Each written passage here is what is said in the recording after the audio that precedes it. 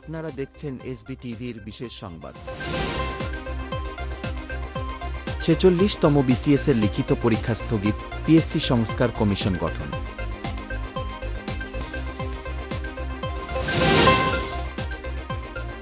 আদালতের রায়ের পরিপ্রেক্ষিতে ইশরাক হোসেনকে ঢাকা দক্ষিণ সিটি কর্পোরেশনের মেয়র ঘোষণা করে গেজেট প্রকাশ।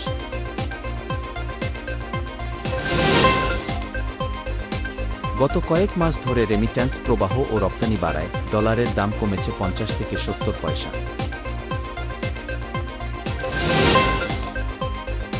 ভ্যাটিকানে জেলেনস্কির সঙ্গে বৈঠক শেষে পুতিনের সমালোচনা করলেন ট্রাম্প।